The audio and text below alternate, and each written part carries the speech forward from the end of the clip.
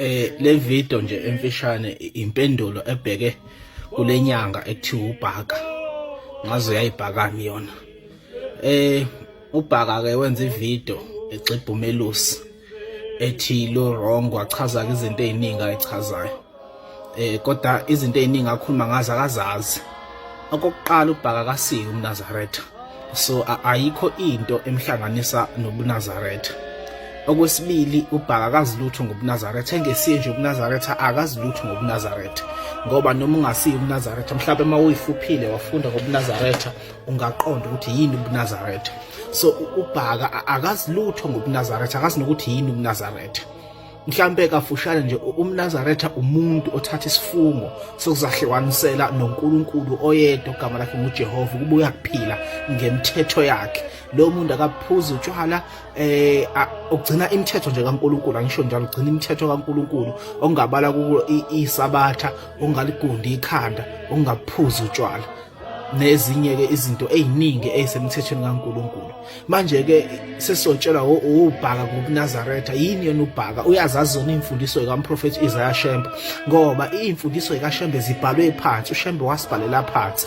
Umprofeti Isaiah Shembe wabhala ukuthi kumthandazo wesabatha verse 3, mesabeni uJehova sizwane ngezizukulwane, nigcina imithetho yakhe alobela yona uJehova ngenceke yakhe uMose, ukuze ukudumisa kwenu kwamukeleke kuThixo wemikhosi.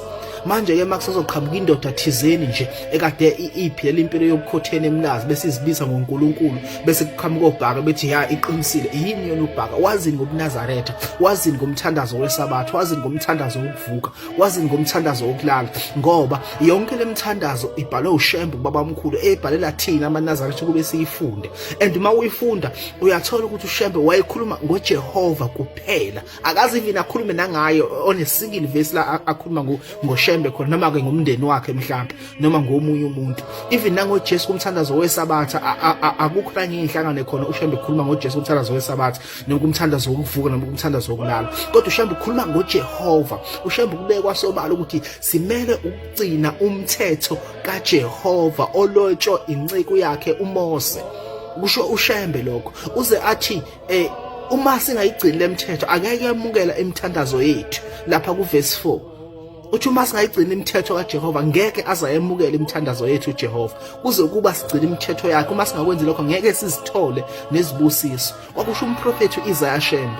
uShembe wasilobela isihlabelelo samaNazaretha esifundwayo nsuku zonke. Uma ungumNazaretha usifunde, awulali isihlabelelo ungasifundi uma ungumNazaretha, ngoba ntambama fanele ufunde umthandazo wokulala, ekuseni fanele ufunde umthandazo wokuvuka, ngesabatha fanele ufunde umthandazo wesabatha. Manje ke yini uBhaka? Wazini ngakho konke lokho uBhaka?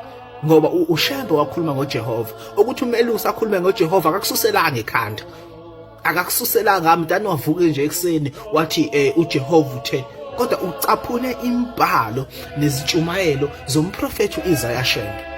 Manje ke sesotshelwa uBhaka ukuthi njengoba ezibiza ngendodana kaNkulunkulu, angithi futhi uvele emazulwini wazi nje ngoNkulunkulu uBhaka, ngoba wazi umaskandi nokuba inyanga. Yini ehlanganisa ubuNazaretha neyinyanga? Ngoba umprofeti Isaiah Shembe ngo-1925 wasitshela ukuthi izangoma ziyilati likaSathane. Kwasho uShembe lokho, wathi izangoma zithunywe uSathane emhlabeni ukuphikisa uNkulunkulu. Wayebuza amadoda ayehleli nabo ukuthi ayasazi yini isithe esikhulu sikaNkulunkulu. Athi la madoda yebo babo uSathane. Athi wothi-ke uShembe ayamazini uSathane. Uthi uShembe uSathane usebenza ngomuntu bantabami, njengoba uNkulunkulu engithumile namhlanje kuba ngizonibuyisela emthethweni wakhe, noSathane uthumile izangoma ukube zizodukise abantu. Uthi nabo bonke labo abavuma ukuba izigqila abafana noBhaka zemoya yobumnyama uSathane usebenza ngabo ukudukisa abaningi. Kwakusho uShembe ngo-1925 efundisa amaNazaretha ekuphakameni ukuthi asingasihlanganisi nezangoma, asingasihlanganisi nezinyanga, asingahlanganisi nabathandazi nabathakathi. noNkulunkulu ukuphikile lokho lapha kuLevi 19 verse 27. Ukuphikile uNkulunkulu lokho, ukuphikile nakuLevi 19 verse 31. ukuphikile uNkulunkulu lokho, nakuDeuteronomy 18 verse 9 to 12. uNkulunkulu ukuphikile lokho. Nalapha kuziKronika sathi noma ezokuqala noma ezesibili 10 verse 13, lapho khona uNkulunkulu abulala khona uSawuli ukuthi uyile kobhula konedlozi. Manje yini isihlanganisa noBhaka singamaNazaretha? sebeze bayajabula abantu, hayi uBhaka ungakuthini, angenifuna ama-customer vele uzoba ngakulaba abaningi, ngoba uyena njengenyanga usebenza ngabantu abaningi ukuze aphile, uphila ukuthi abantu abaningi beze ngakuye. UNazaretha it's not about ubuningi babantu, it's about ukuthi uShembe, umprofeti Isaiah Shembe wathini kuthina amaNazaretha, ngoba ibandla lamaNazaretha laqalwa nguye umprofeti Isaiah Shembe. La eSouth Africa yavuselela nguye uShembe inkolo yobuNazaretha emva kuba ichithwe ngabezizwe, emva kwacishe kube eminyakeni u-2000 abezizwe bayichitha, yavuselelwa nguShembe. Okuyinkolo eyafika noJehova ifika nayo kuMose, wavuselelwa uShembe. Manje-ke yini esizoyitshela uBhaka? Sesizozwa ngoBhaka, sesizofundiswa ngoBhaka ngobuNazaretha. Yini yona uBhaka? Yini esihlanganisa nezinyanga, abantu abaphatha imithi abangcolile? ngoBhaka ungcolile ngoba uphatha umuthi. uShembe uma ufunda intshumayelo zakhe kuyavela ukuthi ayikho into ayimhlanganisa nezinyanga nezangoma.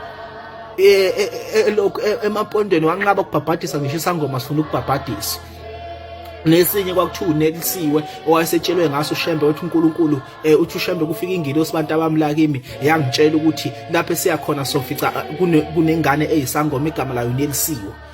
Kodwa uNkulunkulu uthena bazofuna ukubhabhadiswa ngoba bayaphenduka, kodwa singababhabhadisi ngoba baphendukile ngokuphelele. Leyo ngane yalahla konke izinto zomngomo, yathi yayikhetha inkosi yasekuphakameni, kodwa uShembe wenza isu ukuthi angayibhabhadisi ngoba ifikile ingilosi kuye yamtshela ukuthi ungabhabhadisi lo yamndeni ngoba bahangulwe yilokhu, nangisazi noma halungwe yilangani noma yini, kodwa bakaphenduki.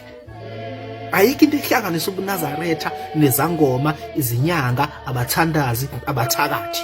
Ngiyazi ukuthi ebandleni lamaNazaretha kunezangoma, kunezinyanga, kunabathakathi, ngoba vele umholi wabo akazi lutho ngomthetho kaNkulunkulu, ukuthi engabafundisa ngomthetho kaNkulunkulu akazi lutho, ngeke nje ame phambi kwabantu afundise ngobuNazaretha.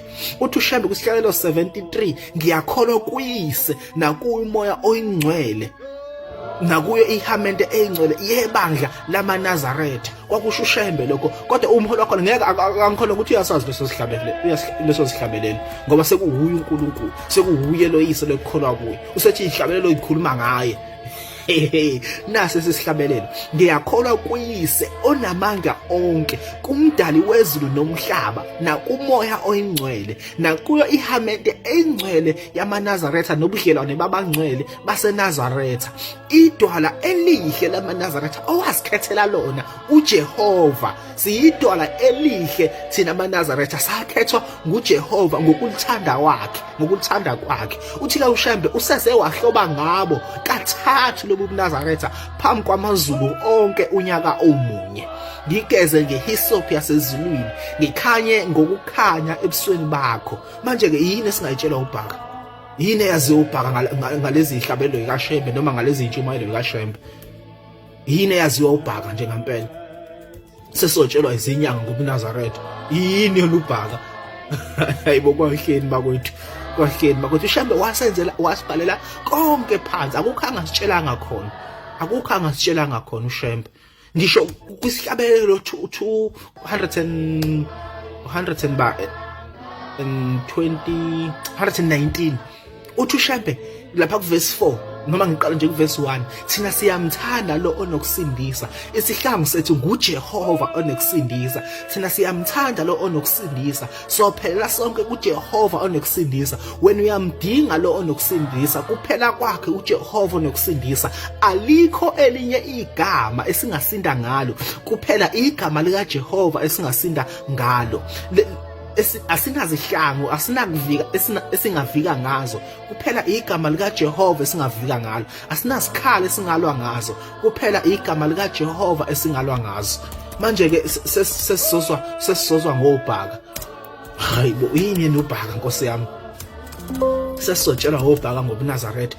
Uthi uShembe lapha kuverse 12, umthandazo wokulala kuverse 12, uthi uShembe, khumbula ukuthi namhla wenza isivumelwano noJehova uNkulunkulu wakho sokuthi uyohlala endlini kaJehova kuze kube sekupheleni kwezinsuku zakho. Ungaphuthi nalunye usuku kumkhonza uJehova uNkulunkulu wakho, uThixo wakho, uvuka mdumise noma ulala mdumise. uShembe ukhuluma ngoJehova, akakhulumi ngoBhaka, akakhulumi ngabanye abantu, akakhulumi nje nangaye.